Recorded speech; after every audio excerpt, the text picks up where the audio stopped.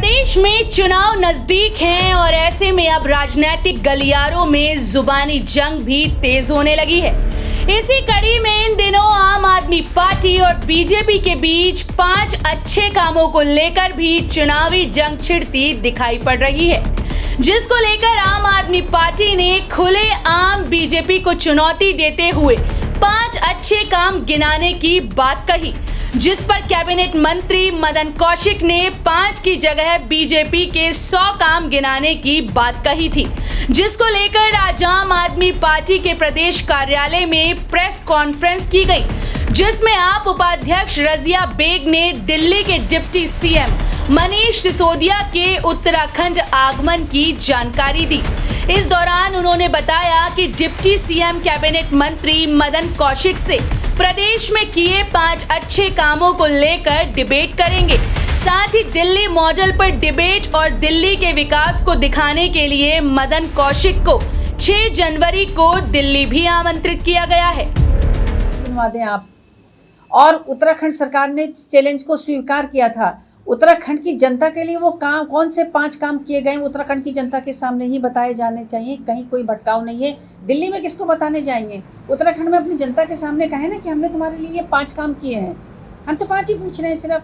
वो रोजगार का मुद्दा है, वो एजुकेशन का मुद्दा है, वो पलायन का मुद्दा है, वो पानी बिजली का मुद्दा है। आप यहीं के लोगों को बता दें, जनता के सामने खुला नियंत्रण है आपको। आप यहाँ पे बता दें हमको कि हमारे लिए ये काम करें।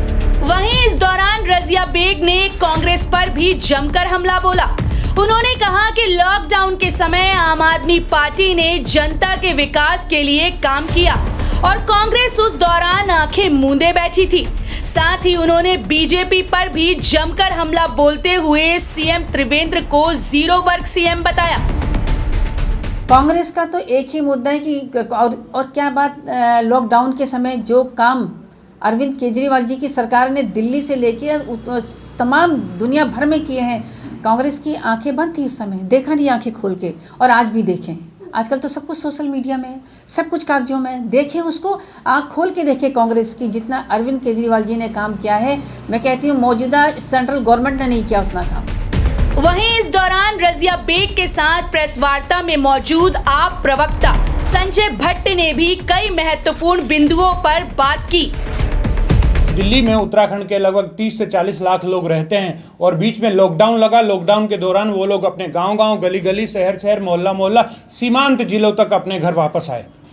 लॉकडाउन के दौरान उन्होंने स्वतः ही केजरीवाल मॉडल का प्रचार गांव-गांव, गली-गली पूरे उत्तराखंड में कर दिया है। 30-40 लाख लोग जो वहाँ रहते हैं उनमें से लगभग 4-5 लाख लोग उत्तराखंड लौटे और उन्होंने प्रचार कर दिया है। उत्तराखंड में प्रचार की जरूरत नहीं है अब केजरीवाल मॉडल की। केजरीवाल मॉडल प्रचारित हो चुका है, लोगों ने स्वतः कर दिया है। जैसे दिल्ली में 67 सीटें आई थी, उसी तरह से हम उम्मीद करते हैं कि 70 में से 70 सीट उत्तराखंड में आएंगे, क्योंकि उत्तराखंड में जो मुख्यमंत्री हैं वो 0 वर्ग मुख्यमंत्री हैं। त्रिवेंद्र रावत 0 वर्ग मुख्यमंत्री हो चुके हैं। ऐसे में ये देखना दिलचस्प होगा कि राजनीतिक गलियारों में चल रही जुबानी जंग का असर धरातल पर कितना दिखाई पड़ता है, क्योंकि चुनाव नजदीक हैं और ऐसे में हर एक पार्टी के माथे पर जनता के लिए चिंता की लकीरें दिखना आम बात है।